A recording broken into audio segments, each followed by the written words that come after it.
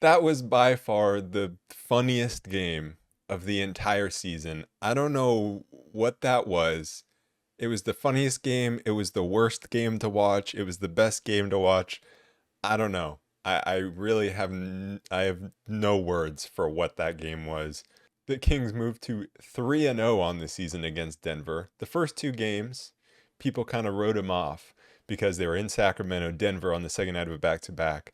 Okay, so now coming into this one, you think it's a scheduled loss for the Kings. Kings on the second night of a back-to-back at altitude in Denver. Last game before the All-Star break, Kings playing poorly as of late. Not even that poorly in some games, but they've just lost a lot of games. And so it did feel like a scheduled loss. But coming into the game, I was like, you know what?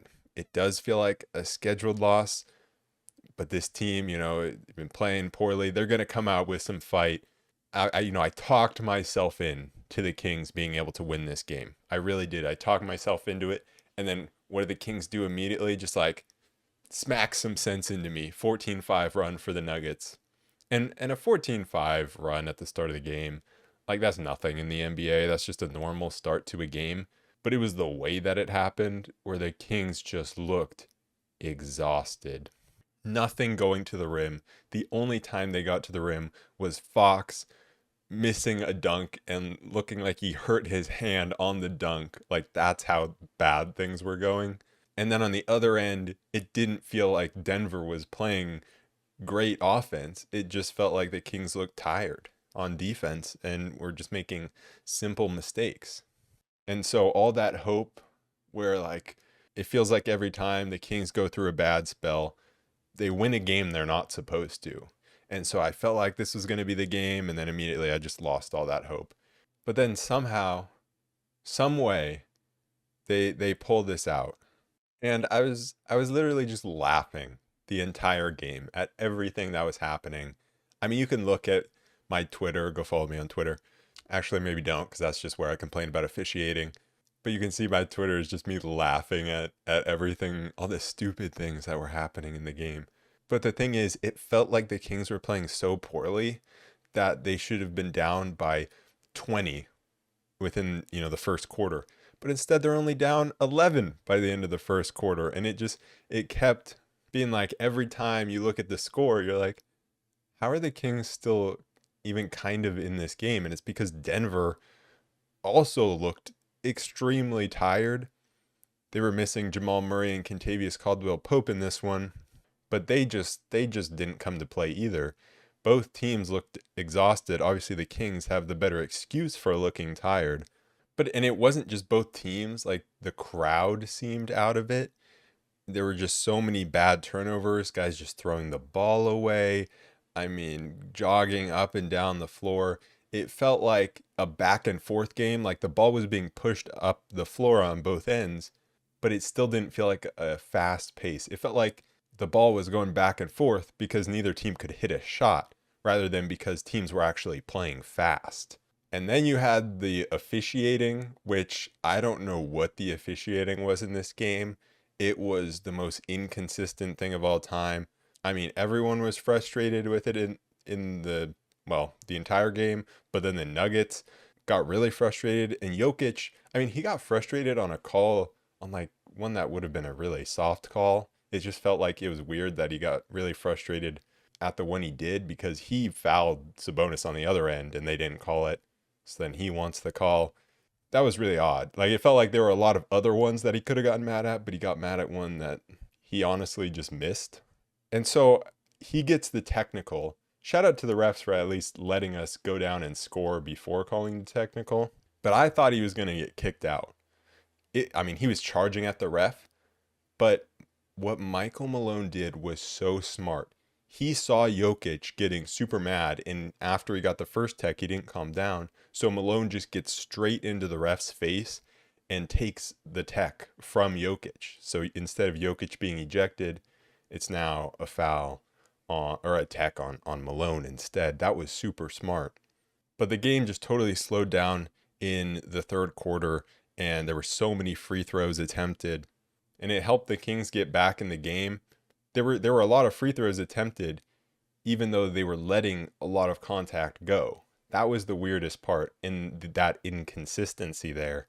And so you have both teams being lethargic, both teams throwing the ball away, the refs not being on top of their game, technicals flying, and then you have Chris Duarte, like another just random three thing. Chris Duarte coming in at the start of the fourth quarter and playing like 6 or 7 minutes and playing pretty well. I'm glad they didn't keep him in for those last 4 or 5 minutes because I was thinking like, oh, Mike Brown's gonna stick with him. It's like just take the good minutes that you got. Don't leave him out there. And so I'm glad he got pulled. But I mean, I did not agree with putting him in. I'm like, if you're gonna give him minutes coming back from injury, play him in the first half. Don't play him at the start of the fourth quarter. Get Keon in there. But to Duarte's credit, he played really well defensively.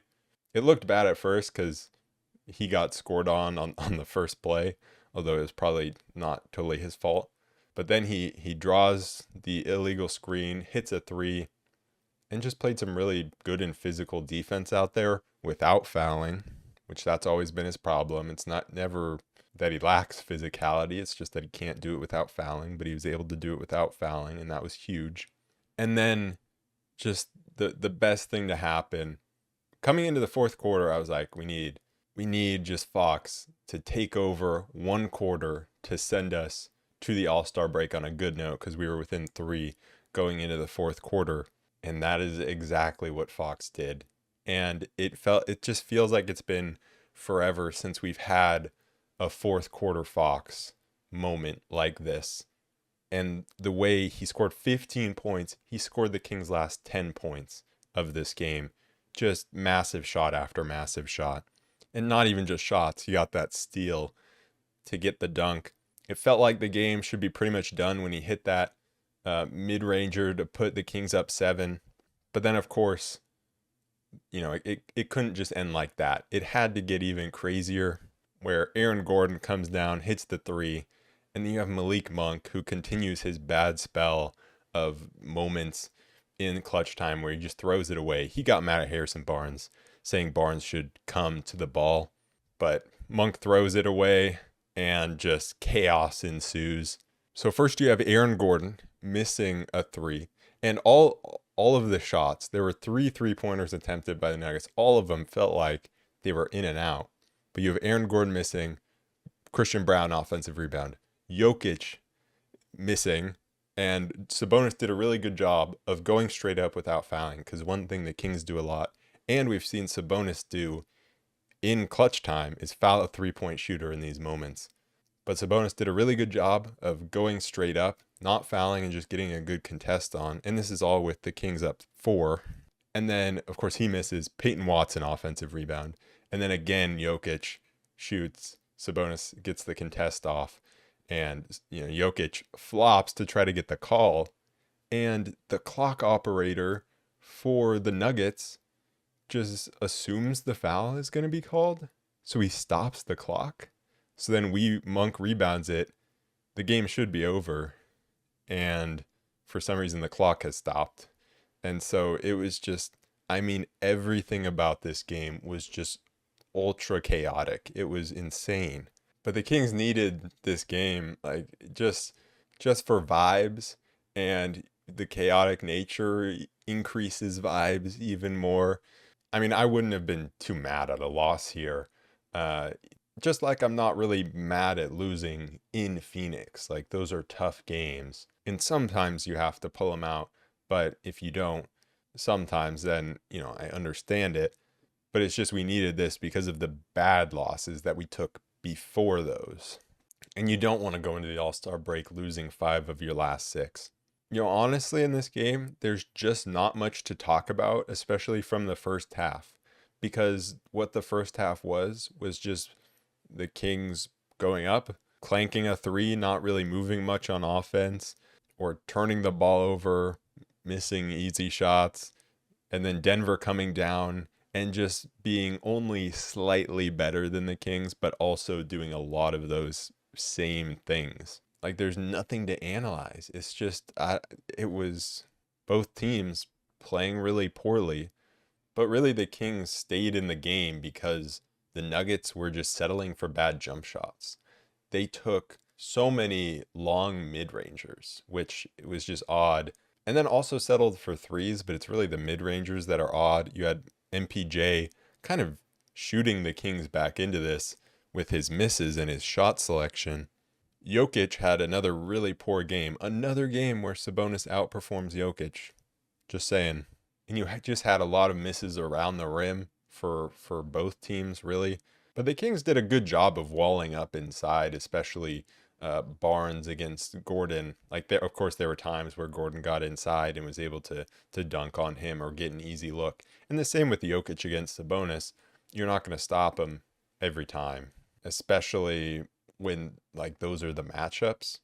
But they, especially the Harrison Barnes Aaron Gordon matchup, but they did a pretty good job. And nobody really produced off of the bench for either team. You have Monk going 2 for 11. Lyles was back in this one, which was nice, but couldn't get the three to fall. And then for the Nuggets, you have Colin Gillespie coming in and just committing a bunch of fouls and going 1 for 5. You have Christian Brown coming in going 1 for 6 and missing 2 free throws in a row. And so there just weren't a lot of guys that stepped up offensively for either team.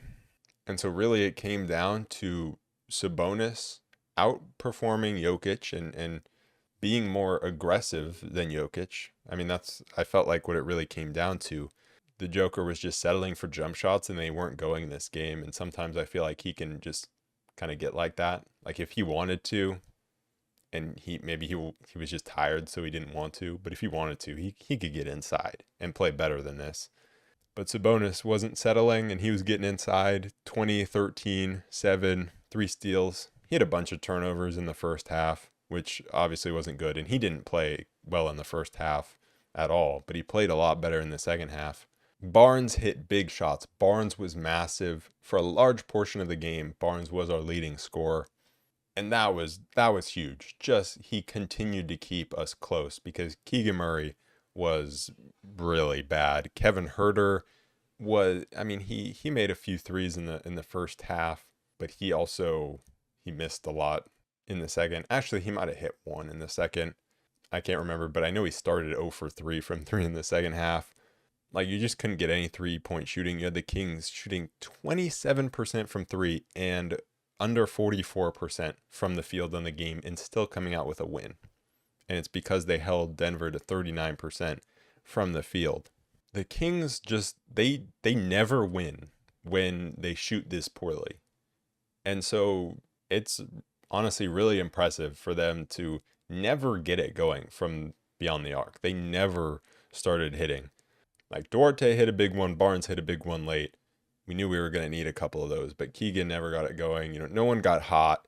Fox hit one late, but there was never just a big barrage of threes. And we also weren't dominating inside by any means. And so the Kings were able to win this game on the defensive end. And then Fox, he played 43 minutes and he willed this team to a win late. And that is huge.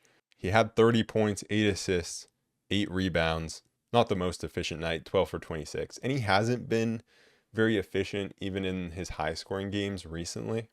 But what was different about this game was the spell in the fourth quarter. I feel like we just haven't seen those moments where he can get whatever he wants and he's just automatic on the floaters and around the rim. His floater game and his finishing around the rim has taken a big hit this year, but that fourth quarter truly looked like the Fox from last season. And for him to come out and play 43 minutes on the second night of a back-to-back, like and perform as well as he did late in this game, I mean, just that's huge, especially when he didn't have it going the rest of the game. To be able to just stick with it, I mean, that's awesome from him. There were still so many moments from the first 3 quarters where I felt like on his drives he had open shooters and he just wasn't really able to find them. And I think part of that is him being a little bit in his own head during his scoring slump. And even again, he's had like 2 40-point games in his scoring slump, but even he's not been very efficient. I think he's like a little bit in his head of like he needs to get his, and so he's missing those kickouts. But also some of it probably is just his team isn't hitting shots. He's like, I got to take this upon myself and just score. He's like, yeah, I see you, Herder. I see you open. I don't really care. Like, Lyles, yeah, you're open on the wing. You guys are not hitting shots. I'm gonna just get inside. And he made a really nice play where he drove inside after he scored a few times. And then he made a nice pass to Lyles in the dunker spot for a dunk in the fourth quarter. I was hoping for more minutes from Keon Ellis, even Davion. Like, I wanted us to play some of our bench players more throughout the game, just because like these guys are obviously exhausted. Like, get our bench players out there. Give Mason Jones a shot, our new two-way player who we signed, who's been lighting it up in Stockton, especially from deep. I'm like, just throw him out there. That was when I was like, we're not going to win this game. But I mean, I thought, you know, throw Keon out there. Just, he only played 3 minutes, and that was after Keegan. That was a bad play. Keon came in for Keegan because Keegan, he threw the ball away on offense. Just, I don't know how he missed the pass so badly. And then he didn't get back on defense and fouls Christian Brown, who just went right to the rim off of the inbounds. And so Keegan immediately got pulled. And I wanted to see more of Keon out there. But instead, Mike Brown went to Chris Duarte. So I guess he kind of did that, using fresh legs off the bench. And it did work. I mean, if you would have told me that Malik Monk goes 2 for 11 and Trey Lyles goes 0 for 3 and Keegan Murray goes 2 for 8 and 0 for 4 from 3 and Kevin Huerter's 3 for 7 and 2 for 6 from 3, like, there's no way I would have thought we would have won this game. Malik Monk even had some really bad turnovers. He had two where he was trying to feed Alex Len. Actually, I think one of those was credited to Len and probably was Len's fault, where he just lost it out of bounds. Like, there's one that Len should have caught. But Len, we know this, he doesn't have good hands. He's not JaVale McGee, and that's why Malik Monk is better with JaVale McGee, because Monk is looking to pass, and Fox is better with Len because Fox is looking to score. That's how I feel. But still, Monk, I mean, he has to know his personnel better. Like, that is Alex Len. Why are you trying to feed all these passes into him? Just stop. He's not going to catch them.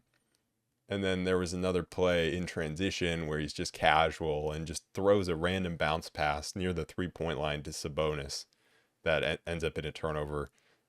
There were just some bad decisions, just too casual from Monk. And then, of course, the pass late to almost throw this game away. It's so weird because I think of him, at least I used to think of him as a clutch player, and he has his percentages in the clutch are really good this season. And he was like in that game against the Magic, he was clutch. He's had so many clutch moments, but lately he's just been so bad in the clutch. And Alex Len hasn't looked great, but it's really just those moments where he's not catching the passes. And I just feel like Alex Len is still valuable. You just can't throw him those passes, because I think Alex Len's really valuable on the defensive end. I think he's valuable in terms of setting good screens and trying to get the rebounds off of any misses.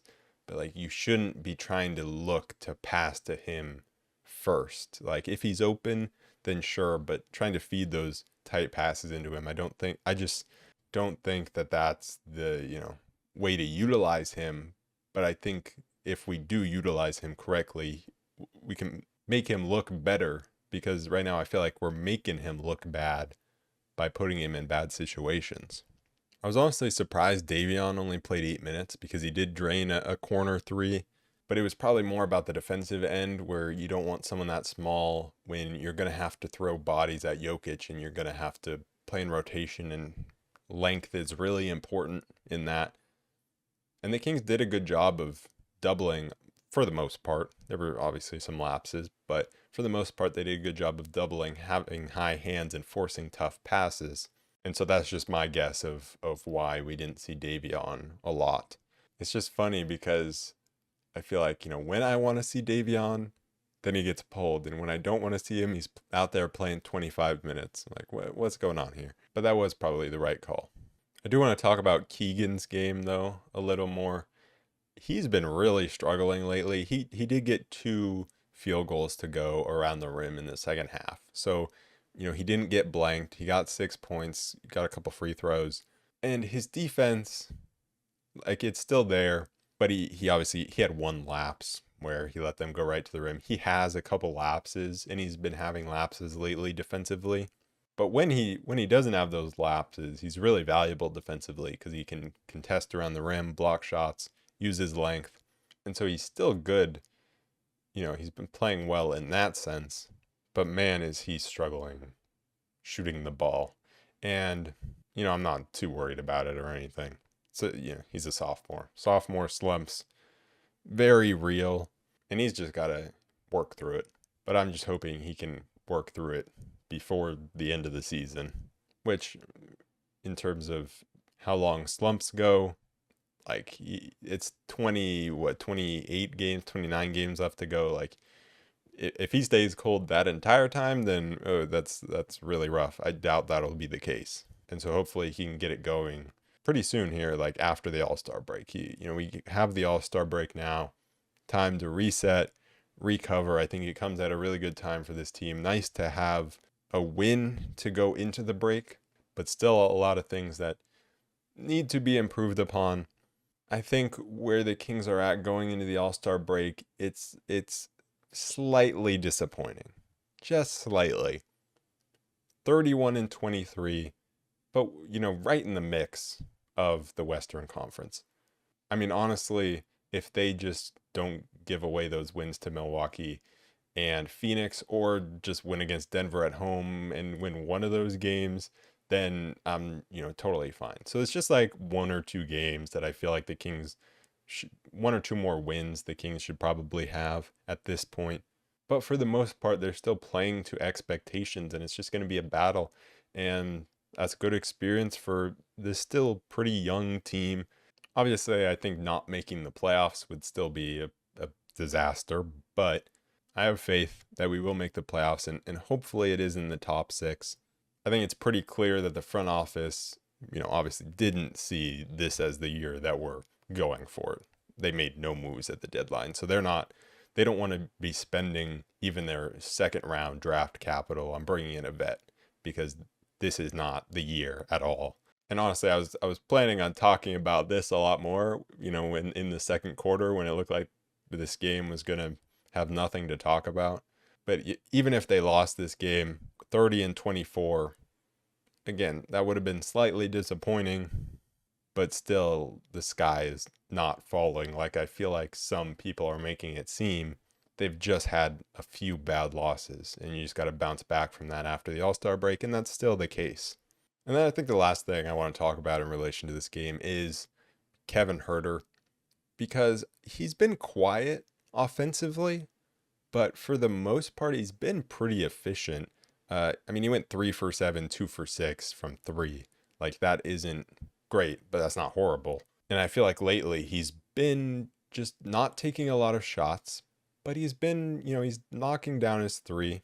He has been contributing defensively, and Malik Monk has picked it up, these last 6-7 games, whatever it's been now, and he's back to what we saw for most of the season after a little slump for him. So that cuts Huerter's minutes back a little bit. So Huerter's been playing around 25 minutes. And I feel like he's been flying under the radar, but he's been doing his job. Earlier in the season, he was unplayable down the stretch of games and just throughout most of the games. Like, he was awful defensively. He couldn't hit a shot. Like, now, sure, he's not lighting it up in terms of scoring, but he's doing his job, and he's being a solid player. And that's what we need from him, because he'll have his hot streaks. But when he's not on those hot streaks, we just need him to not be horrible and to be a playable NBA player for 25 minutes a game. And so then Monk and others can come in and give good minutes. I just feel like there hasn't been a lot of talk about Huerter because he's just been, flying under the radar a bit. But I do think it's nice to see him be able to still knock down some shots, even when he's not getting the plays drawn up for him and he's not just getting involved a lot.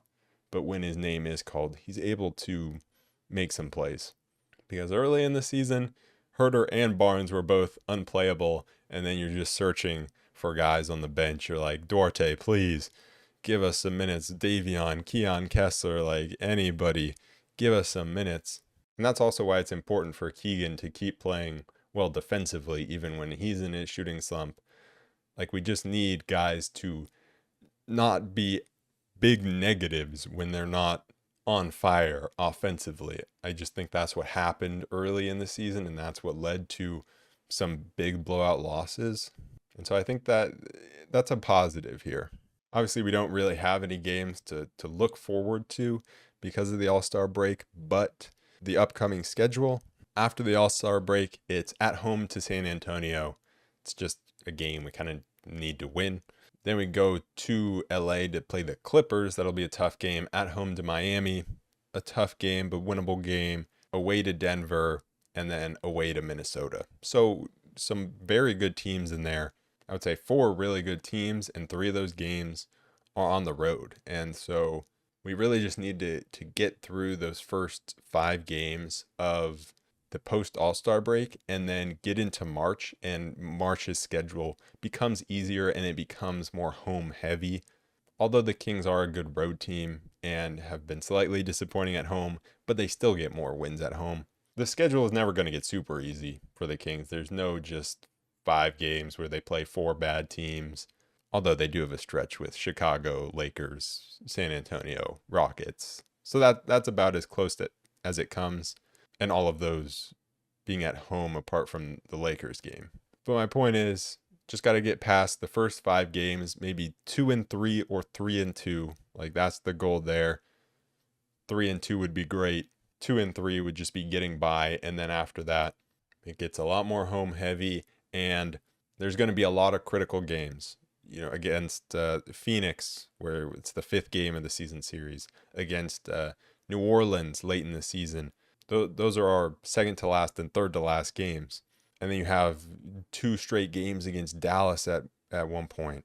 And so it's going to be a lot about the timely wins of beating the teams around us in the standings. But anyways, that is it for this episode of the Roll Report. What a crazy win, but we'll take it. Light the beam, beam town. I don't know when my next one will be.